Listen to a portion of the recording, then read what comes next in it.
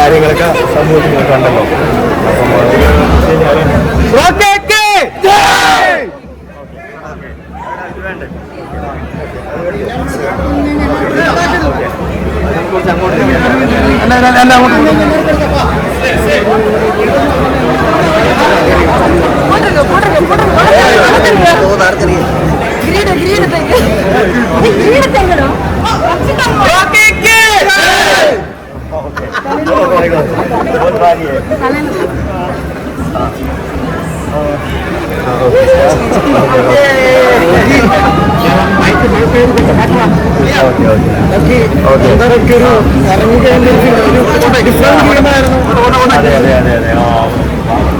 അടിപൊളി ഗെയിമായിരുന്നു. നിങ്ങളുടെ കണ്ടതാണോ?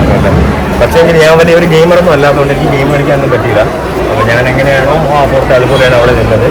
ഒരു കാര്യം ഞാൻ കയറിയപ്പോൾ പറഞ്ഞതുപോലെ തന്നെ അച്ഛമില്ലേ അച്ഛമില്ലേ അച്ഛം என்பதில்லையே ഇച്ഛ കൊണ്ട പോലെല്ലാം തോട്ട് വിറ്റ പോതിനും അച്ഛമില്ലേ അച്ഛമില്ലേ അച്ഛം என்பதில்லையே ഉച്ച മീത് വാണിടുന്ന് വീഴുകിன்ற പോതിനും അച്ഛമില്ലേ അച്ഛമില്ലേ അച്ഛം என்பதில்லையே. എനിക്ക് പേടിയൊന്നുമില്ല. പിന്നെന്ന് വെച്ചാൽ ഞാൻ റോക്കി കരഞ്ഞ് മെഴുകി എന്നൊക്കെ പറഞ്ഞിട്ടുള്ള സംഭവം കാണുന്നുണ്ട്. ഞാൻ കരഞ്ഞതെന്ന് വെച്ച് കഴിഞ്ഞാൽ രണ്ട് കാര്യങ്ങൾ കൊണ്ടാണ് ഞാൻ കരഞ്ഞത്. ഒന്നാമത്തെ കാര്യം എന്ന് വെച്ച് കഴിഞ്ഞാൽ ഞാൻ 6 വർഷം കാത്തിരുന്ന് എനിക്ക് കിട്ടിയൊരു അവസരം എനിക്ക് മിസ്സായി. അത് ഒരാളിൻ്റെ ആക്ട് കൊണ്ട് ഒരാളുടെ ആക്ഷൻ കൊണ്ടും എൻ്റെ റിയാക്ഷൻ എവിടെയോ പോയി എനിക്ക് മിസ്സായി. അതോർത്തിട്ട് ഞാൻ കരഞ്ഞു.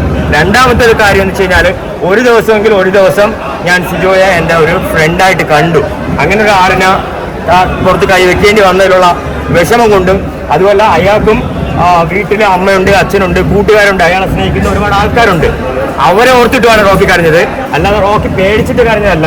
റോക്കി അന്ന് എന്നും എവിടെയും ഒറ്റയ്ക്ക് പോയി ഒറ്റയ്ക്ക് കളിച്ച് ഒറ്റയ്ക്ക് ജയിച്ചു വരാൻ വേണ്ടിയിട്ട് റോക്കിക്ക് ആരെയും പേടിക്കേണ്ട കാര്യമല്ല. റോക്കി എങ്ങനെയാണ് ഇവിടെ അതുപോലെയാണ് അവിടെയും. പിന്നെ സിനിമയിലെ റോക്കി ആണെന്നുണ്ടെങ്കിൽ സ്റ്റാർട്ട് ആക്ഷൻ ക്യാമറ പറയുമ്പോഴത്തേക്ക് ആക്ഷൻ കാണിക്കും, കട്ട് പറയുമ്പോൾ കട്ടാവും. റിയൽ റോക്കിക്ക് സ്റ്റാർട്ട് ക്യാമറ ആക്ഷൻ ഒന്നും വേണ്ട. Always Rocky going on action.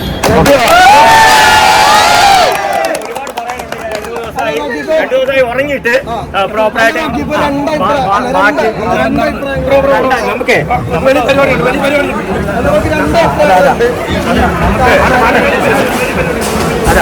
നമുക്ക് ഒരുപാട് കാര്യങ്ങൾ സംസാരിക്കാനുണ്ട്.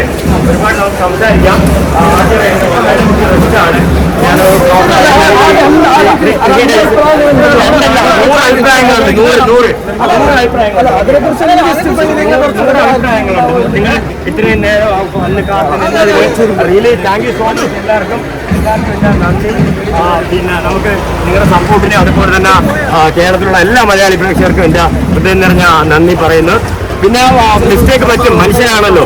മനുഷ്യനാകുമ്പോഴത്തേക്കും മിസ്റ്റേക്ക്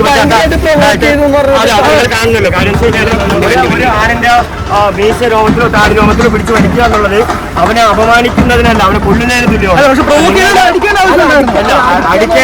അടിക്കേണ്ട അല്ല. അതെ അതെ, നമുക്ക് അതിനെക്കുറിച്ച് നമുക്ക് ഡീറ്റെയിൽ ആയിട്ട് നമുക്ക് റോക്കി അഭിപ്രായം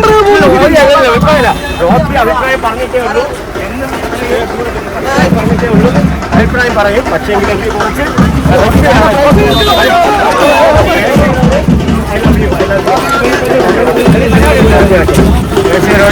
പ്രേക്ഷകരോട് എന്നും ഇഷ്ടം മാത്രമേ ഉള്ളൂ റോക്കിക്ക്. നമുക്ക്